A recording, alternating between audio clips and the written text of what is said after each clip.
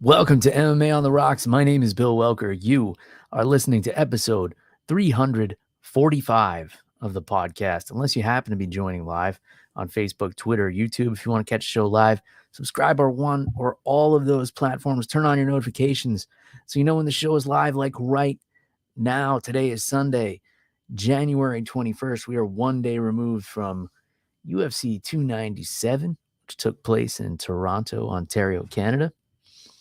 We'll get into that in just a little bit. If you haven't already, grab yourself some MMA on the Rocks merchandise through our friends at Team Reaper. Reaper1.co is the website for that. You can use the promo code MMARocks10. Save yourself 10% on your entire order, whether you are buying my merchandise or not. Full disclosure, any proceeds from merchandise will be spent on alcohol. So, purchase at your own discretion. But if you want to grab yourself an over-the-top, under-the-influence t-shirt, tank top, or hoodie, that's the place to do it. All right, I usually save that till the end, but I figure one time I'll put it at the beginning of the show before everybody gets sick of hearing my voice. What's going on, everybody? Everybody had a great weekend, I hope. I had an awesome weekend myself. It was spent just with my daughter. My wife's been in Atlanta on a business trip for the past week and change. She'll be back finally tomorrow night. I've really loved spending the quality time with the kiddo, but she can be a handful. If you saw my Instagram today or YouTube shorts, I did a cold plunge this morning, and I had her acting as a little reporter. And what she was supposed to do was ask me questions about the fights last night. I gave her a couple of questions to ask me about UFC 297. I wanted to post some relevant content. I thought it'd be cool. Do it in the cold plunge, see if I could, focus or distract myself enough from the cold water to give my thoughts on the fights in that scenario. And she wound up just straight roasting me and calling me a crybaby for being in the cold water. And for shivering in the cold water. And it was demoralizing, humiliating, and also a very proud moment for me as a parent, because here she was. She saw she had this person who has authority over her. She saw she had me in a vulnerable place where I was in a bucket of cold water and I couldn't move. And she took advantage of that and roasted me when I couldn't think clearly to even mount a defense against her. And her little 6-year-old behind took me down. I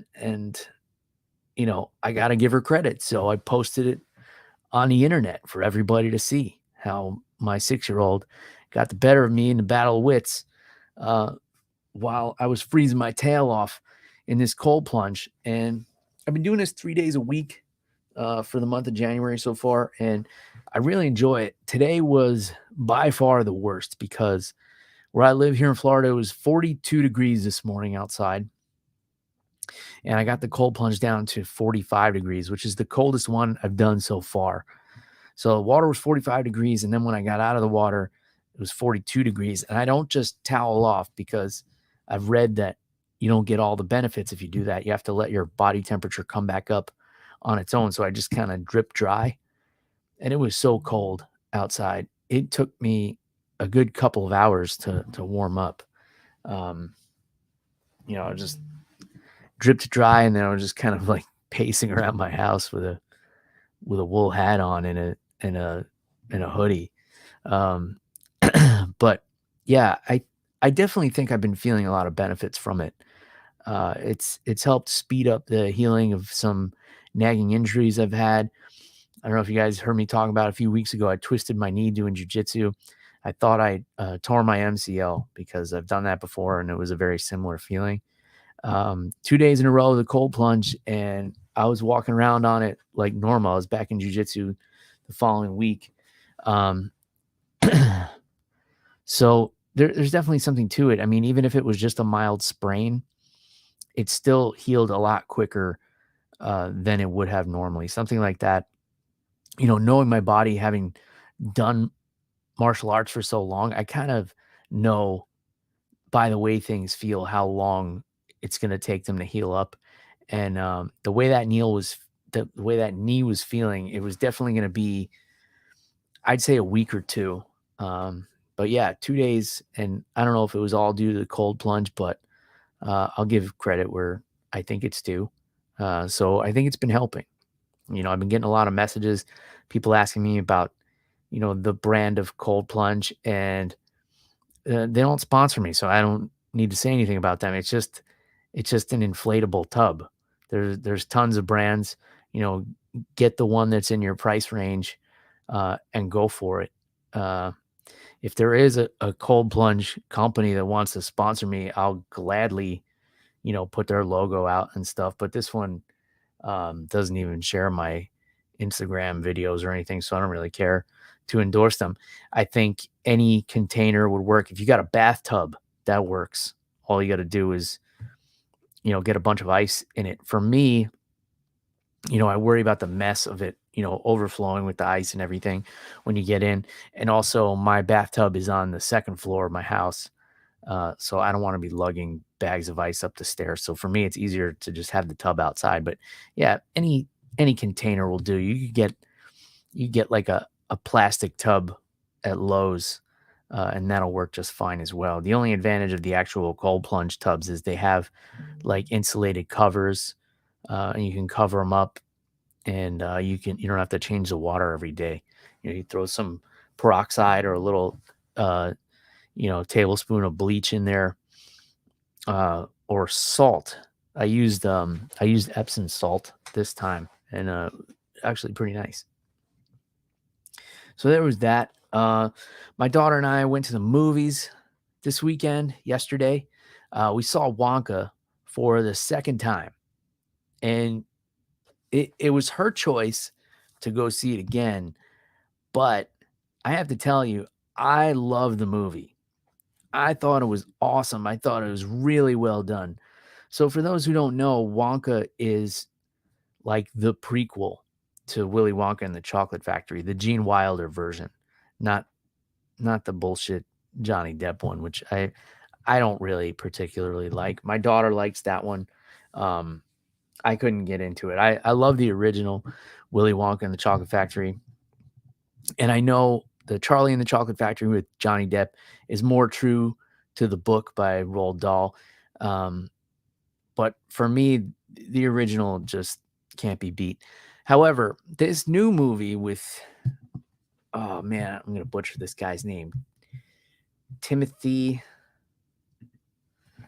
Chalamet plays a young Willy Wonka who just arrives to the town, and he doesn't really have any money, and all he has is the ability to make amazing chocolate, and he kind of gets into some sticky situations and has to work his way out of it. It's a full-blown musical, which I'm not the biggest musical fan in the world, but this one had some catchy tunes. My daughter and I were, we were playing the soundtrack over and over. I thought the storyline was great, and it's a 2-hour movie, which I'm not a fan of. Disney's been doing this a lot lately too with the 2-hour movies, and it's got to stop. But my daughter's 6 years old, and she sat through it twice in the theater. So that says something about how this movie just kind of draws you in. And I thought it had a lot of great nostalgia, a lot of great references to the Gene Wilder movie as well. So I definitely recommend seeing Wonka. I mean, maybe you don't have to go to the theater and see it. It's not like a cinematic experience. I think if you wait for it to come on demand, it would be fine. But I think it's an awesome movie. I really enjoyed it. My daughter loved it. She thinks it's the best of the 3 Willy Wonka movies. And she's seen the other ones, but she didn't like grow up with them. She doesn't have any kind of sentimental attachment to them. So that's that. All right. I know you guys aren't here to hear about Willy Wonka and cold plunges. You're here to talk about fights and booze. So let's get into it, shall we? UFC 297. right at the Scotiabank Arena, Toronto, Ontario, Canada. A bunch of Canadians on the card that didn't have great nights, and the main event was an American against a South African. So Sean Strickland puts his middleweight championship on the line against contender Dricus Du Plessis, who becomes the first, I guess, African-born UFC champion in history. So, very historical moment. He was very emotional about that, and he's worked super hard to get here. So, who can blame him? My hair is going in like every different direction tonight. I don't know what's going on. All right, so split decision, right? I didn't reload this page from the last episode we were doing. Split decision win for Dricus Du Plessis. How did you guys score this fight? Personally, I had it for Sean Strickland.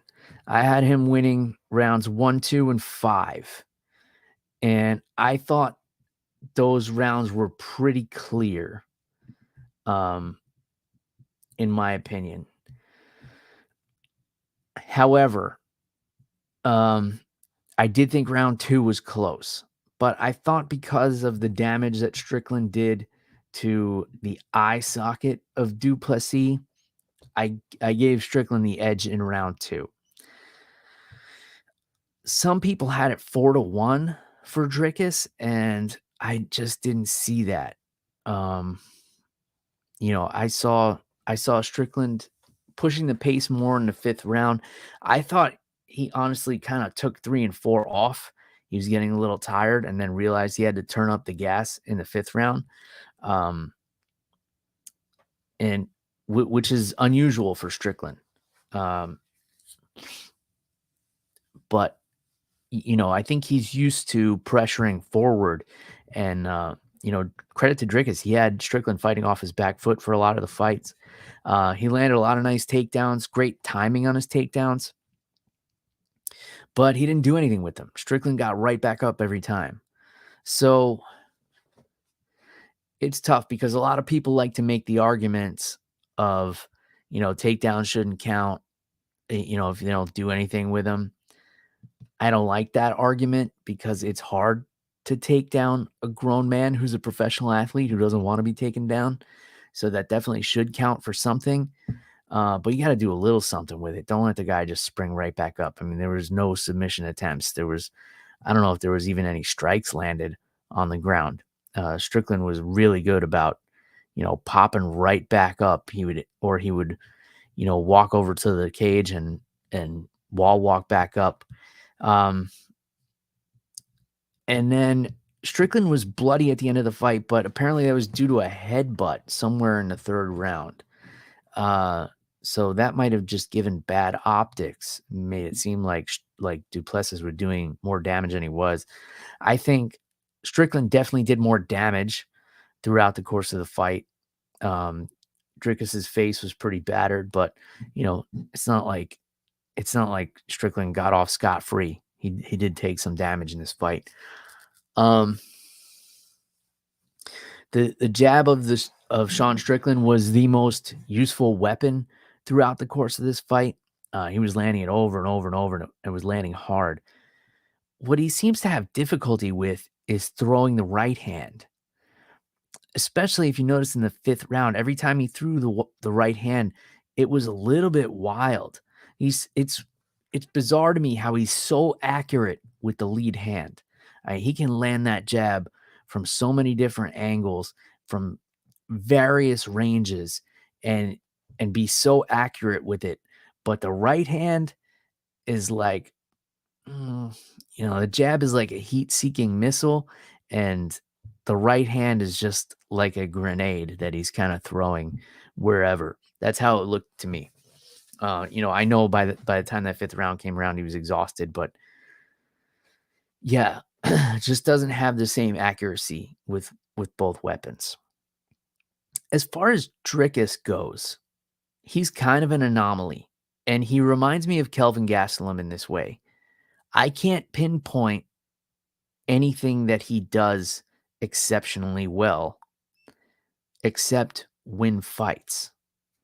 And I remember Chael Sonnen saying this same thing about Kelvin Gastelum when he was on The Ultimate Fighter. He kept telling him, Kelvin, I don't know what you're good at. And then one day he told him, Kelvin, I finally figured out what you're good at. It's winning fights. And that's what Dricus is. You know, he's not a great striker. He's not a great wrestler. We haven't seen much of his grappling. He's not, obviously he's not a submission artist. But as far as winning fights goes, the man is elite, championship level even. So he's just got that je ne sais quoi. He's got that X factor. He's got that dog in him. And it's gotten him to a world title. So, who can argue with the results, right? I mean, you want to match him up skill for skill with anybody in the division. Do I think he's, as good or better than some of these guys in the top 10? No, I don't. But that doesn't matter when you get in there with him. And I think he's aware of it too. I think he knows that he just has a presence and he's able to put a pace on guys that is hard to deal with. So what's next now? And credit to Sean Strickland too for taking a loss, with humility and saying like, all right, Dricus was the better man. I thought I did enough, but hey, on to the next one.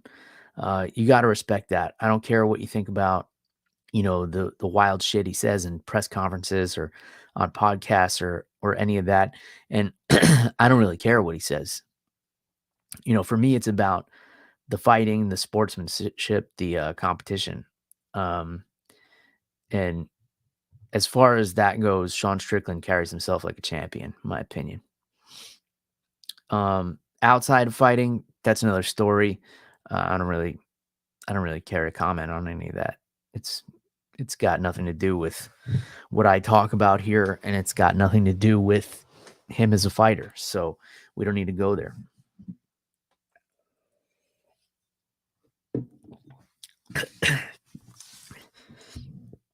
So what's next? As I choke on my whiskey here. Excuse me, guys. What's next? I mean, Drake has called out Adesanya. They've kind of got unfinished business. But is Adesanya just out on fishing excursions or what? Like, what's going on? I didn't hear Strickland asking for an immediate rematch. That would make sense. I thought it was a really close fight. It was really competitive. Running it back would make sense. I don't think it sells a pay-per-view on its own. I think you got to kind of back it with another big fight, which they didn't have on this card, if we're being honest. But yeah, I think to sell a rematch, you would need a little bit more star power. If Adesanya is ready to go, let's do Dricus and Adesanya next. And we could do Sean Strickland and Whitaker. I mean, that's a fun fight. Sean Strickland and Marvin Vettori, I think would be great as well. We have two middleweights fighting next week. We have Roman Dolidze and Nasruddin Imavov. So the winner of that is going to be right up there in the mix too. Those guys are ranked 8 and 11. So an impressive win. It's going to bump them up. Brendan Allen is floating around. He's he's been choking everybody out lately. Brendan Allen and Sean Strickland might be a fun fight too. That'll be a fun build up to that fight because they both kind of say some wacky stuff. Matt the Mechanic is on, and he says we are $2.45 in the hole for the year. So for those of you who don't know, my buddy Matt the Mechanic comes on every Thursday, and we do an episode called Picks and Pours, where he picks winners for the UFC fights, and I ridicule him for his picks. Now the stakes have kind of been upped a little bit because he's going to take whatever winnings he has at the end of the year and buy us dinner. But if he's in the red, I have to buy dinner, which I don't see how this works, because now it's like if he loses money, it costs me money. But here we are. And he also says he's up 45 cents if he didn't take my advice. All right, so I guess it does make sense. I owe you that $2.45. Fair enough. Dinner's on me if he's in the hole at the end of the year. The other thing we're doing on this new weekly segment is something called Hot Take or Take a Shot, in which we are going to be buying each other rather disgusting little shooter bottles of liquor. Matt is going to present me with a hot take live on the air that I have not heard previously, and I have to argue against his hot take. If I can convince him that his hot take is wrong, he's got to take one of these nasty shots. If I can't convince him, I have to take one of the nasty shots. So it adds a fun element to the show. We're going to have a good time with it. So make sure you're tuning in Thursdays. We usually go live with those around 9:30 p.m. Eastern time. So make sure you're checking those out. I don't know. What do you guys think is next for this middleweight division here? I mean, we can't do Whitaker and Du Plessis. We just saw that. But we can do Whitaker and Strickland. I say Brendan Allen and Sean Strickland. I think that's just a fun fight.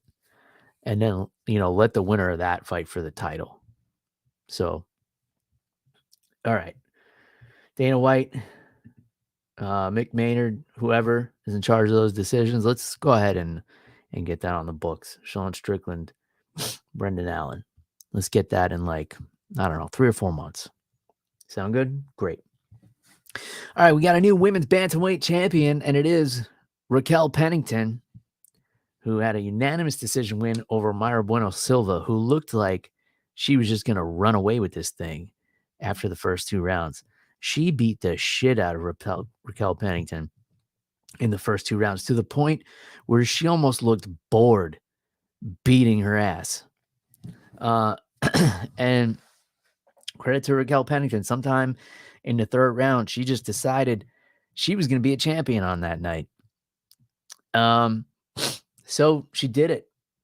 She pulled through. It's kind of unfortunate circumstances, right? A lot of people shitting on this fight. I got to be honest, I wasn't crazy about it myself, just because here on the East Coast, I was doing the math in my head while this fight was going on, and it wasn't resulting in a finish. And I was thinking, the main event's not going to come on until 1 a.m. And I know those of you who listen over in Europe are telling me to stop whining, because you guys wake up at 4 a.m. to watch the main events or to watch the main card or whatever you guys do over there. But, I guess that's your choice. If I had to do that, I just wouldn't watch live, to be honest. I would just catch it the next day in the morning. And I've had to do that sometimes with the way the timing lines up here. But yeah, it's just unfortunate circumstances. Why did it take so long? I mean, Amanda Nunes retired almost a year ago. Why did we have to wait a year to crown a new champion? It should have been within a couple of months. We should have had 2 ladies ready to go. But there's just not a whole lot going on in this women's bantamweight division. I mean, Juliana Pena is still ranked number 1 according to the rankings. That'll change on Tuesday.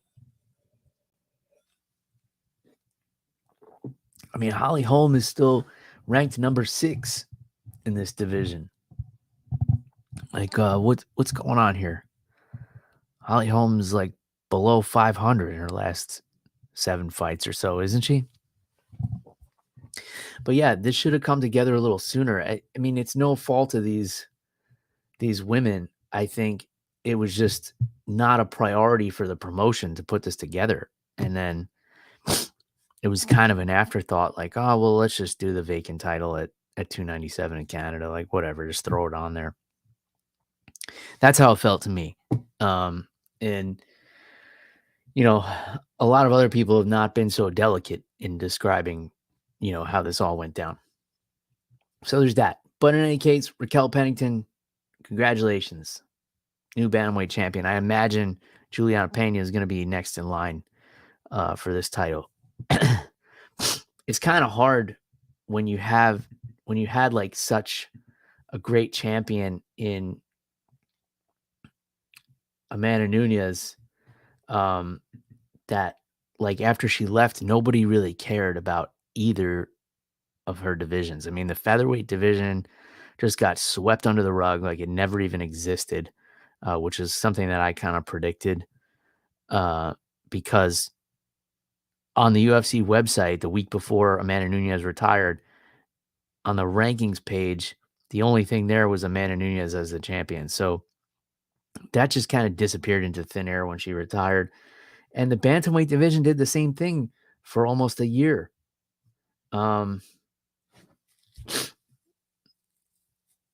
So yeah, I don't know. It's going to have to be Juliana Pena next. I imagine Irene Aldana will be up there for a title shot in the not so distant future as well. I know she has fought Raquel Pennington before, but it was a split decision. So I wouldn't mind seeing them run that one back, or, Aldana versus Pena, however that kind of shakes out. All right, let's talk about the comeback of the night. Neil Magny over Mike Malott, TKO with 15 seconds left in the third round. All right, so Mike Malott beat the shit out of Neil Magny in the first two rounds. This fight was not even competitive in the least. He was beating him from pillar to post. He chopped his legs out from under him, damn near chopped his leg in half. Took him down, was just beating the piss out of him on the ground. Had some submission attempts, couldn't really fall through on him. Third round starts, it's all Mike Malott again. He's on his way to being the Canadian hero in front of the hometown crowd, the young stud beating the brakes off the wily veteran. Then Neil Magny gets a takedown towards the end of the round, gets on top of Mike Malott, knocks him unconscious, and Kevin McDonald let him take probably 10 or 11 or 12 or 50 unanswered blows, like beyond being unconscious, but giving him the benefit of the doubt because he knows in 20 seconds or so, Mike Malott is getting his hand raised. So you can't really fault him there, because he really would be taking a victory away from the guy if he stopped it too soon. But let's be real, it was stopped too late. Neil Magny knocked Mike Malott into the shadow realm, and he was 15 seconds away from the biggest win of his career in front of his hometown. And Neil Magny said, "Nope, not tonight, my Canadian friend." And he pulled the rug right out from under him. Whew, what a comeback. And gosh, the rest of the card was kind of dull. We got a couple of shining moments here. Chris Curtis, split decision over Marc-Andre Barriault. They slugged it out. But for whatever reason, I just wasn't into this fight. Maybe I wasn't totally focused on it. I think my daughter hadn't gone to bed yet.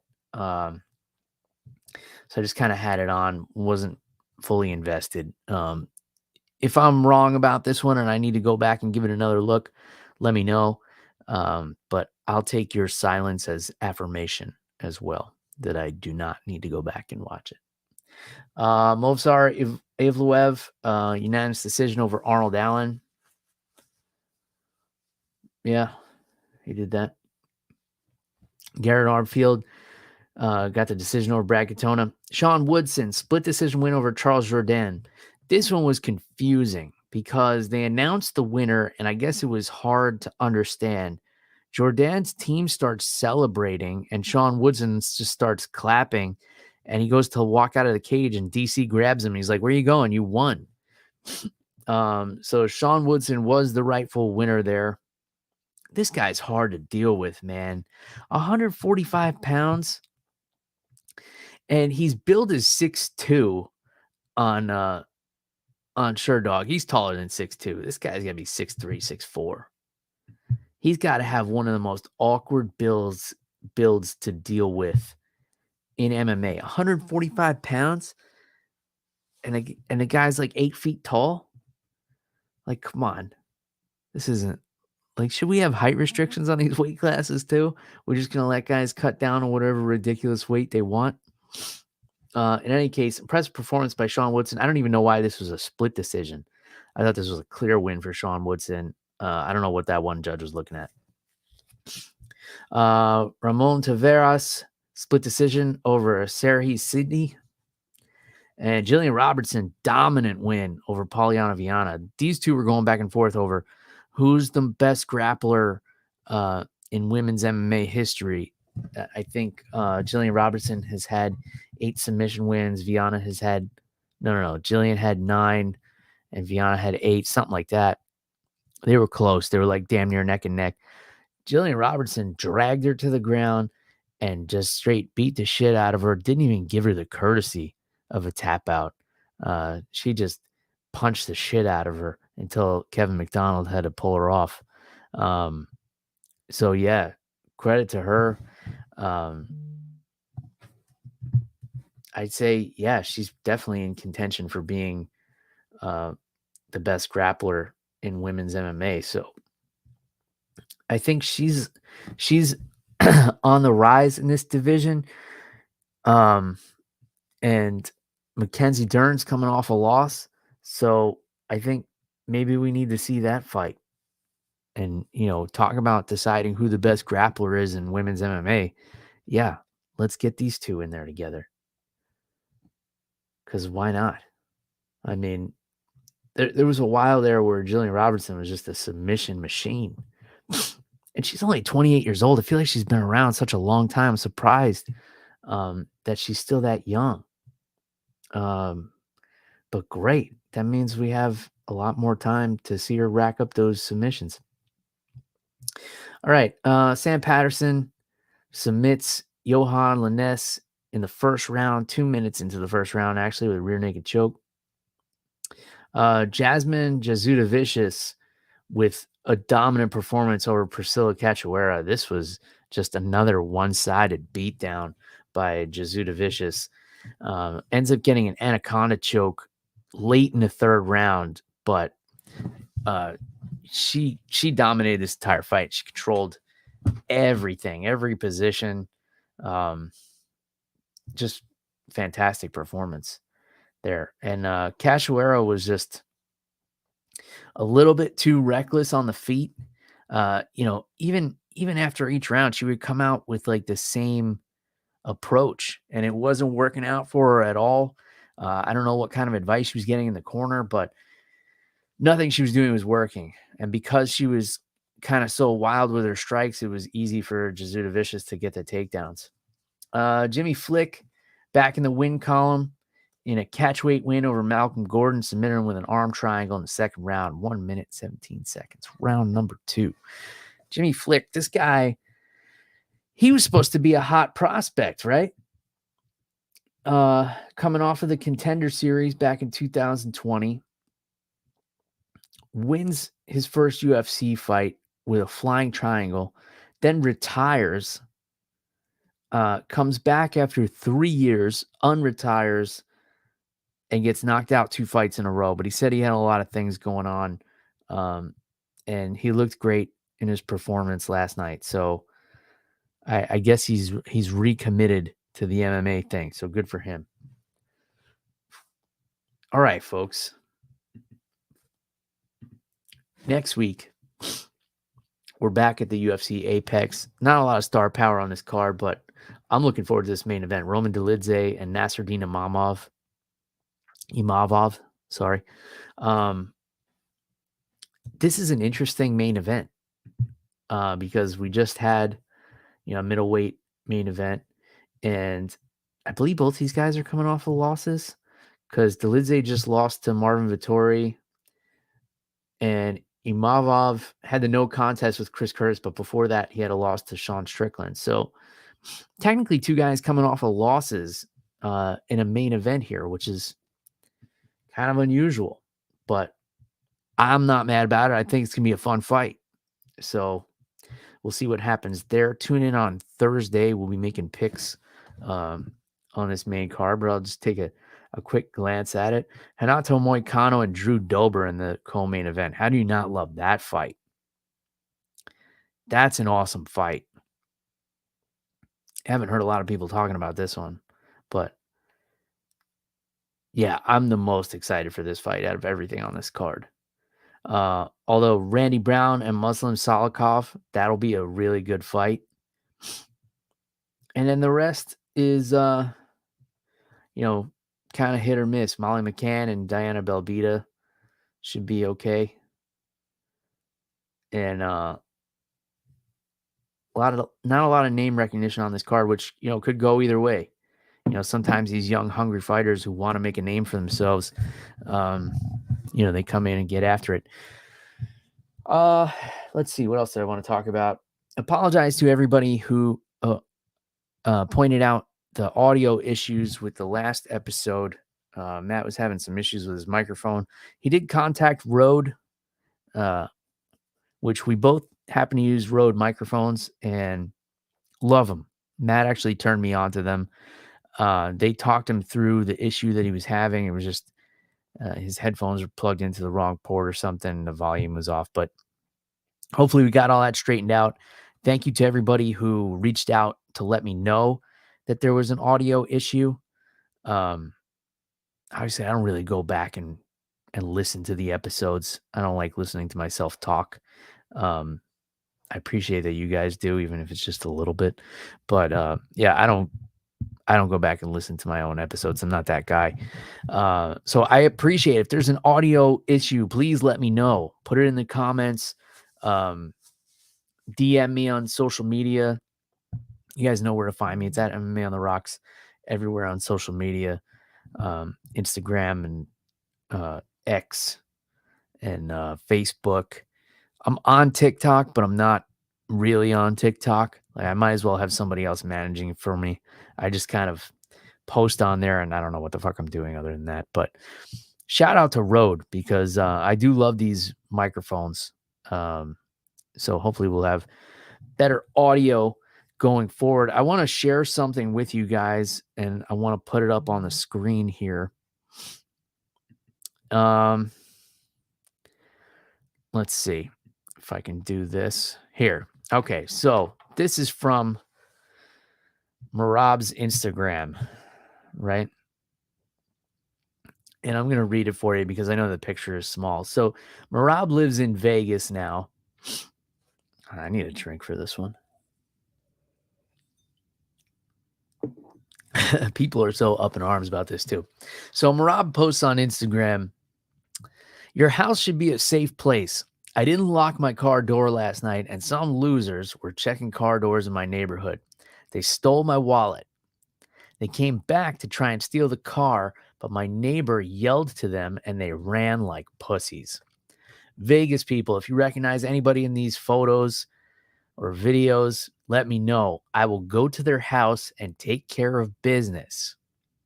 Karma will get them if I don't first. All right. There's a few things wrong with this. One, you live in Las Vegas.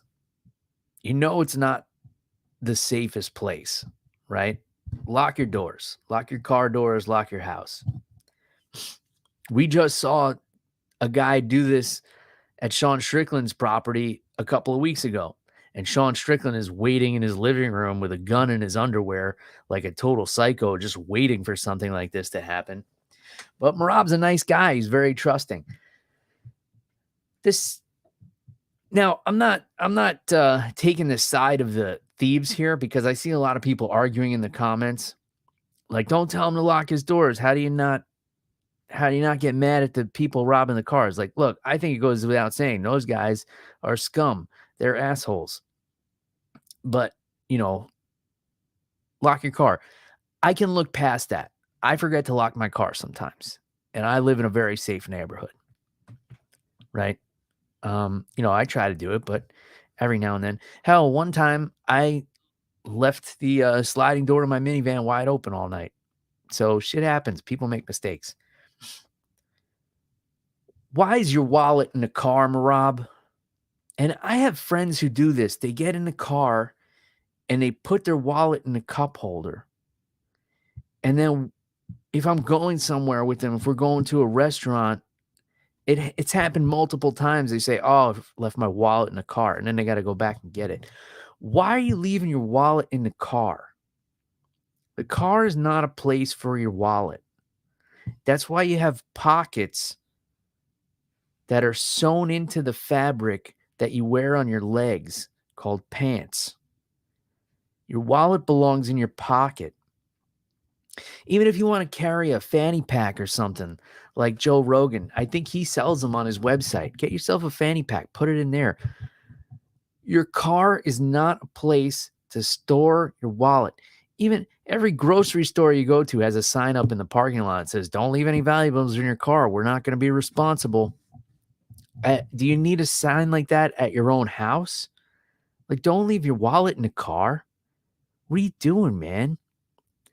And then instead of saying like, hey, if you know who these people are, help me contact the authorities, you're going to say, no, I'm going to go to their house and beat them up. And you're putting it on the internet? Like, come on, dude. There's just so many things here that could be avoided. Like, I understand not locking the car door. We're all human. Sometimes we forget to do that. Don't keep your wallet in the car.